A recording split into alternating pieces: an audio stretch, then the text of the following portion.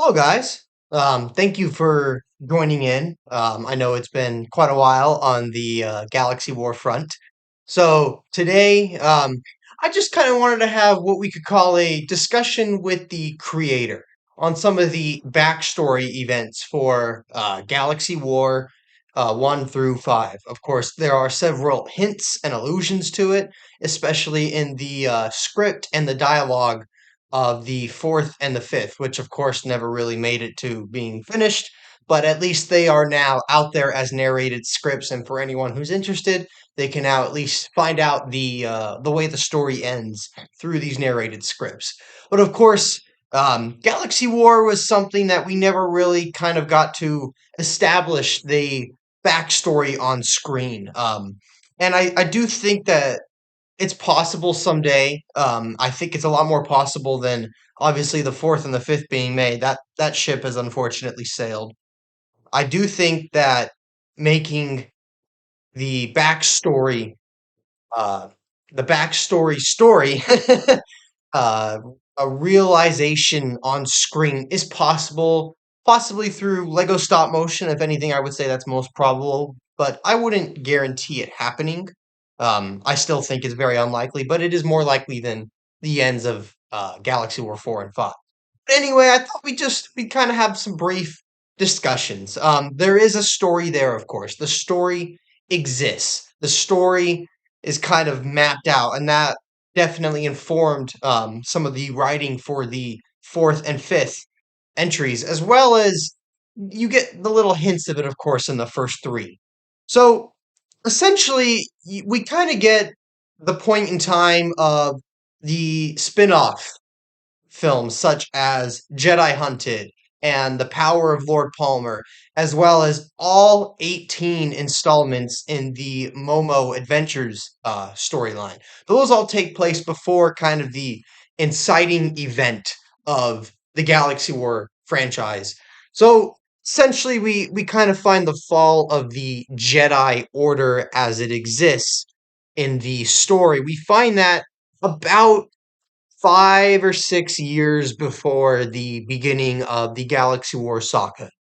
Kyle is, of course, a Jedi. He is a Padawan under Master Palmer, and we see a little bit of this in the 13th adventure of Darth Momo. And Oponis is serving under her master, Darth Wu, who we kind of get a brief appearance of in the Tales of the Tales from the Machine of the Past. So there's a rogue lineage in this universe, in this existence of the Galaxy War, Star Wars universe.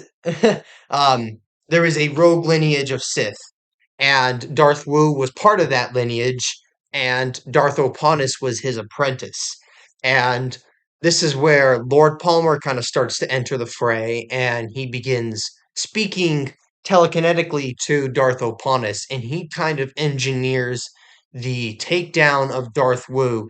And by putting Oponus in place as the Empress, this launches the Imperial Remnant to begin their attack on the Jedi Order and to take out all the Jedi that currently exist. As we see their numbers begin to kind of dwindle throughout the Momo shorts and the Galaxy War Stories anthology films. But who's left essentially perishes in this inciting event. Darth Oponus kind of telekinetically calls Kyle Kemlin away, who's struggling. He blames Luke for the death of Han and Leia, his parents.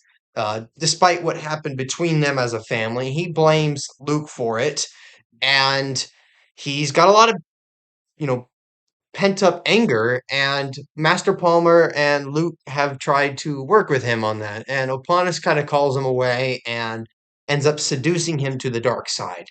And they go to attack the Jedi Order while Master Palmer goes looking for Kyle.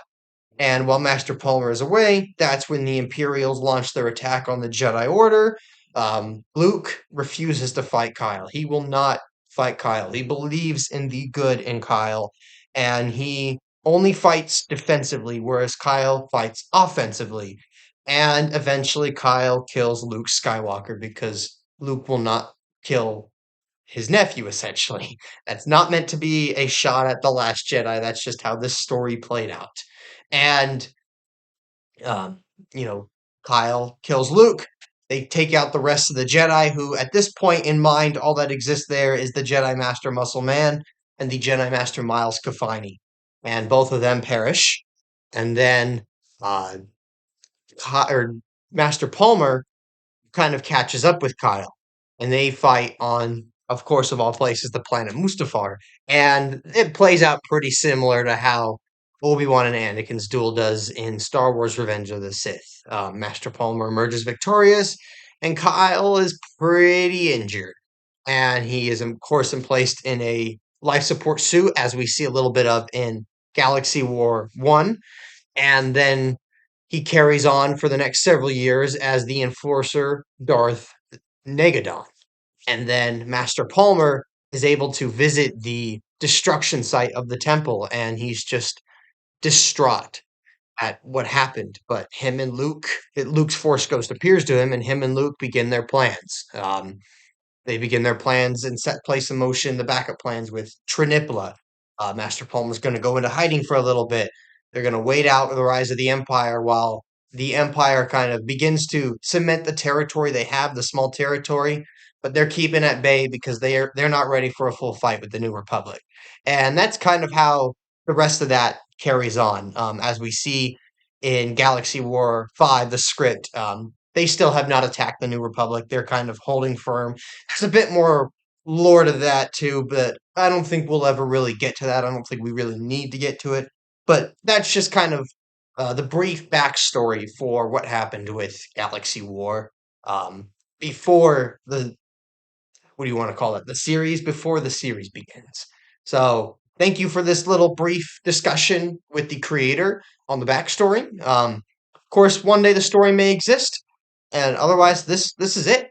This is kind of the backstory I've had in my head for years of what led to these events, and we're gonna leave it at that. So thank you guys for joining in, and as always, may the force be with you.